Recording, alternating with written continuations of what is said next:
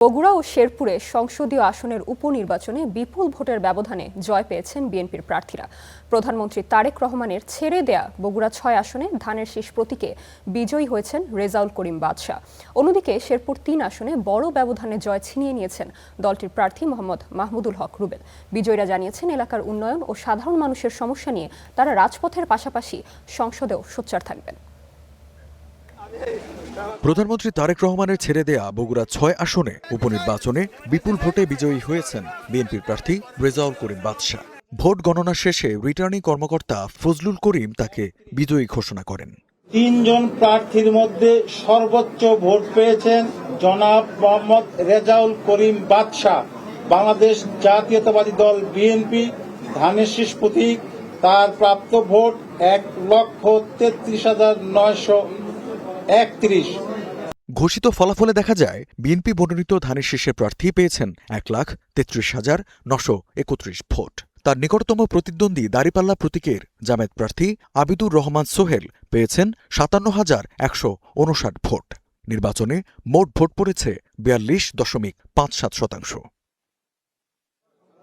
বিমানবন্দর, রেলপথ, রাস্তাঘাট সহ জনগণের স্বার্থ সংশ্লিষ্ট সব বিষয়ে সংসদে কথা বলবেন বলে জানান বগুড়া ৬ আসনের নবনির্বাচিত এমপি রেজাউল করিম। আমাকে নির্বাচিত করেছেন এবং সেজন্য আমি বগুড়াবাসীকে আন্তরিক অভিনন্দন এবং কৃতজ্ঞতা জানাচ্ছি। আজকের যে এই বগুড়া ৬ সদর আসন, সেটি আমি মাননীয় প্রধানমন্ত্রীকে জনাব তারেক রহমানকে আমি উপহার দিতে চাই।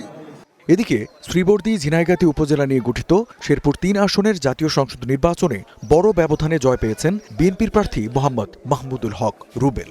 জেলা নির্বাচন কর্মকর্তা জানান, মাহমুদুল হক রুবেল পেয়েছেন ১,৬৬,০১৭ ভোট।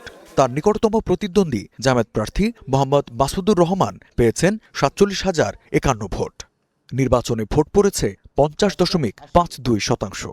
মোট বৈধ ভোটের সংখ্যা হচ্ছে ২,১৩,৬৪৮। জয়ের পর শেরপুরবাসীর ১৭ বছরের গ্লানি আর থাকবে না বলে জানান শেরপুর ৩ আসনের সংসদ সদস্য মোহাম্মদ মাহমুদুল হক রুবেল। শেরপুর জেলার নেতা হিসাবে শেরপুর জেলার নেতা কর্মীদেরও আমার উপরে অনেক আশা, তো তাদেরকে সঙ্গে নিয়ে সম্মিলিতভাবে পুরা জেলার উন্নয়ন, পুরা জেলার রাজনীতি সমস্ত কিছু নিয়ে আগামী দিনে আবার আমার কর্মকাণ্ড শুরু হবে। গত ১২ ফেব্রুয়ারি সারা দেশের সঙ্গে এ আসনেও নির্বাচন হওয়ার কথা থাকলেও এক প্রার্থীর মৃত্যুর কারণে ভোট স্থগিত করা হয়। এর আগে সকাল ৭:৩০ থেকে শুরু হয়ে বিরতিহীনভাবে বিকেল ৪:৩০ পর্যন্ত চলে ভোট গ্রহণ। রঞ্জিফ তেখার, স্টার নিউজ।